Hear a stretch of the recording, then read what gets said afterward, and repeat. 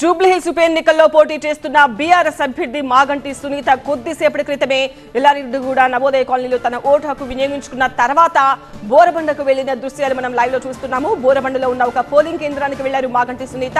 అక్కడ పోలింగ్ జరుగుతున్న తీరును ఆమె స్వయంగా పర్యవేక్షించారు. అక్కడ అధికారులతో ఆమె మాట్లాడుతున్న దృశ్యాలు చూడొచ్చు. పోలింగ్ సరళిని అక్కడ ఉన్న వాళ్ళు ఆమెకు వివరిస్తున్న దృశ్యాలు చూడొచ్చు. ఎక్కడెక్కడ ఎంత శాతం పోలింగ్ నమోదవుతోంది, ఓటర్లు పోలింగ్ కేంద్రాలకు చేరుకుంటున్నారా, వాళ్లకు ఓటు వేసేందుకు అక్కడ అన్ని ఫెసిలిటీస్ అధికారులు కల్పిస్తున్నారా, పోలింగ్ సరళికి సంబంధించిన ఆ వివరాలన్నీ కూడా అభ్యర్థి మాగంటి సునీత స్వయంగా పర్యవేక్షిస్తున్న దృశ్యాలు మనం చూడొచ్చు.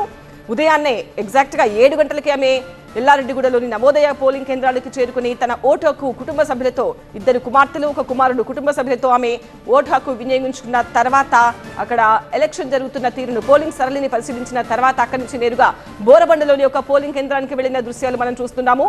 అక్కడ పోలింగ్ జరుగుతున్న తీరు, అక్కడ ఓటర్లు చేరుకుంటున్నారా, అంతా సవ్యంగా జరుగుతోందా, ఎన్నికల అధికారులు ఎలా ఓటు ప్రాసెస్ ఇదంతా కూడా నిర్వహిస్తున్నారు, ఇదంతా కూడా ఆమె స్వయంగా పర్యవేక్షిస్తున్న దృశ్యాలు టీవీ స్క్రీన్ పైన ఎక్స్క్లూజివ్ గా చూడొచ్చు. బోరబండ పోలింగ్ బూత్ నుంచి మనం లైవ్ దృశ్యాలు చూస్తూ ఉన్నాము. బీఆర్ఎస్ అభ్యర్థి, ప్రధాన పార్టీల అభ్యర్థులైనటువంటి బీఆర్ఎస్ పార్టీ అభ్యర్థి